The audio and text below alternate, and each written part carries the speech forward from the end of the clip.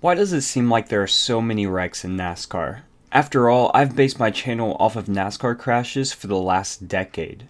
Well, I'm going to try my best to explain it, breaking it down into a few reasons, then explaining them to the best of my ability.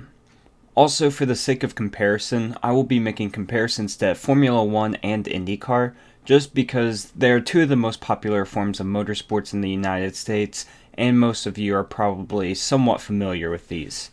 Right before we get into it, make sure you leave a like if you enjoy the video, and make sure you subscribe if you haven't already so you don't miss a video. Anyways, enjoy the video.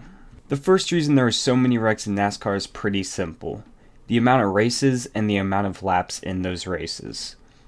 In NASCAR, there are 36 races per Cup Series season, plus exhibition races such as the Clash and All-Star race, compared to IndyCar with just less than 20 races, and Formula 1 with around 23 races per season. Further, these races aren't just races, or sprints, they're endurance races. A typical Sunday afternoon could leave fans on the couch for 4 hours, allowing a lot of time for mistakes and tire failures. Tracks like Martinsville have 500 laps in a race, with cars just inches off each other every single lap. This sort of leads me to my next point, which is tracks. Most other popular forms of motorsport races on road courses, which leads to less passing, less side-by-side racing, and they provide runoff areas around corners. As previously mentioned, Martinsville has a much greater formula for disaster than any road course in the world. Also, superspeedways.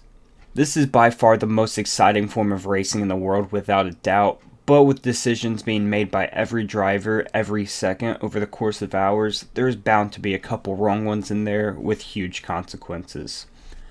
The majority of NASCAR races are obviously on ovals, typically a lot shorter than road courses, which leads to closer racing. Open wheel racing after the start typically results in the majority of the field being spread out with a couple overtakes here and there, but in NASCAR there is non-stop side-by-side racing no matter what position you are on the track. If you're the leader in NASCAR, you're lapping cars just a handful of laps after restarts. Which kind of leads me to my next point.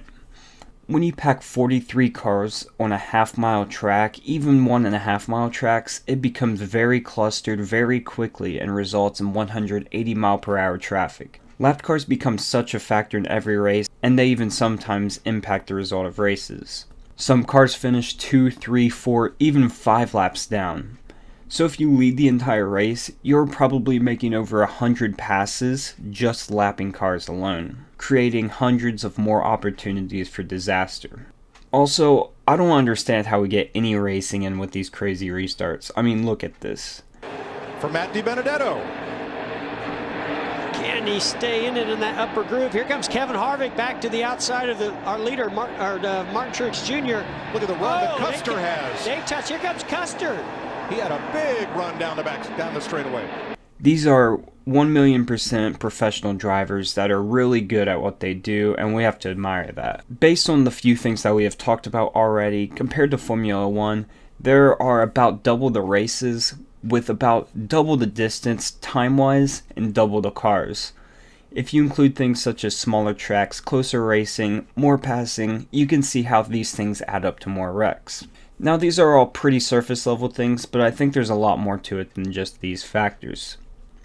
This will be a shorter segment because we all know rubbing is racing in NASCAR, but this is a result of racing stock cars, and how simply hitting someone else will not end your day unless you're Danica Patrick. Well, rule number one of stock car racing is learn how to wreck someone without wrecking yourself. But rubbing leads to tires going down, spins, and sometimes big wrecks. In other forms of racing, trying to bump someone can easily end your day, and it's not like you're just rattling their cage. It's more serious than that. The point system nowadays promotes winning. If you have one race win before the playoffs, there's no sense in finishing second to 40th place. I mean, you have nothing to lose because you're locked into the postseason with a shot at the championship, so why would you settle for less than a win any given week?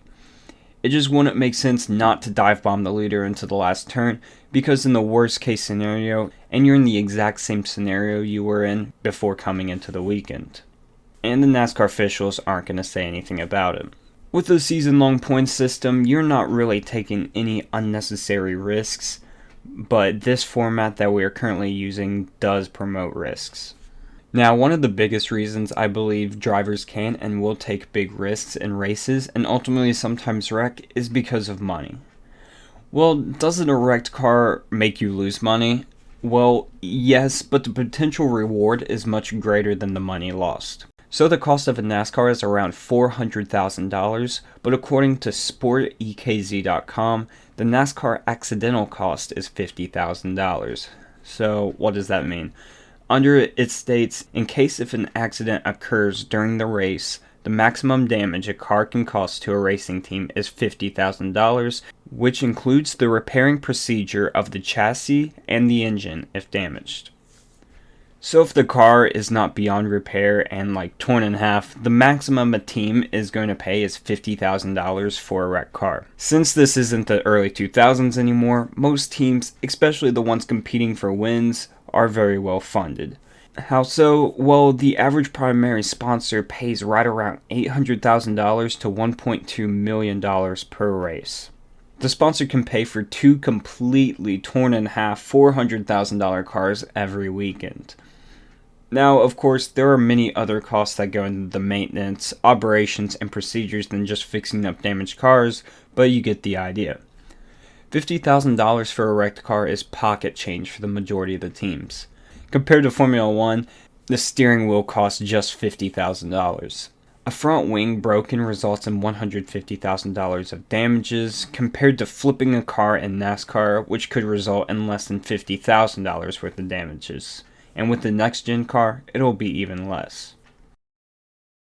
So if you add in all of these factors, these are the reasons that I believe there are more wrecks in NASCAR, and they honestly make sense, and they're not just stupid excuses trying to justify NASCAR as a sport.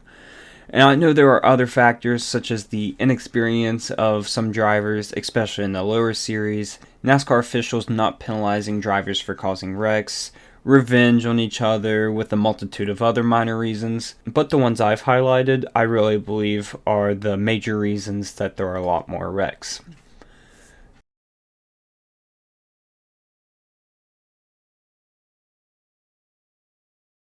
So guys, I know it was a different type of video today, but it just bothers me whenever I see a lot of people like, man, there's so many wrecks in NASCAR. Why is there so many wrecks in NASCAR? These guys don't know what they're doing. It's a circus, whatever. But it was just my attempt to kind of logically explain why there are so many wrecks in NASCAR, because, I mean, it's no secret, NASCAR does wreck a lot more, but at the same time, they are professionals that are really good at what they do. So that was just me explaining it basically, obviously, as the title says. But anyways, guys, I hope you did enjoy the video. If you did, leave a like. Make sure you subscribe if you are new, and I will see you in the next video. Peace.